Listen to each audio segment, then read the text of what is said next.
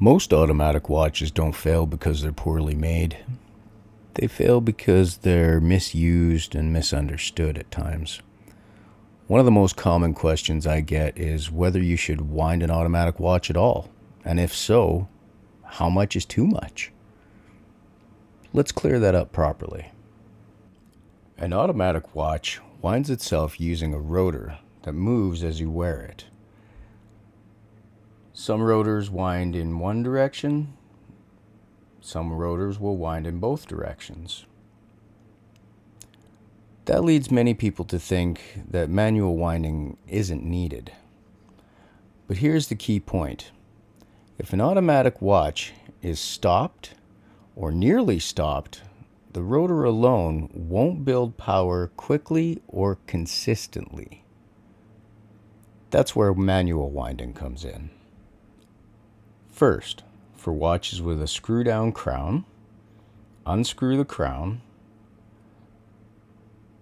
until you know you're in the winding position, not the time or date setting position.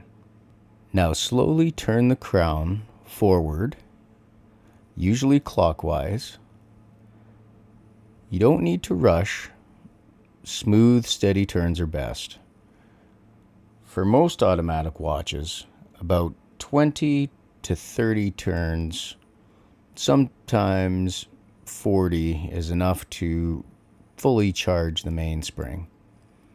You're not forcing anything, you're simply giving the movement a proper starting point. This is where myths start to creep in. Most modern automatic watches cannot be overwound in the traditional sense.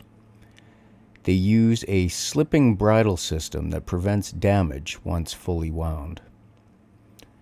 That said, aggressive or rapid winding can cause unnecessary wear over time. Gentle and controlled is the goal. Should you shake your watch instead? Short answer, no. Shaking an automatic watch does very little to build real power, and it also puts unnecessary stress on the rotor system. Manual winding is safer, faster, and far more effective. Now let's wrap this up. So the correct method is simple. Crown into the winding position, slow turns forward, about 30 to 40 rotations, then wear the watch normally. Do this and your automatic watch will start its day exactly as it should.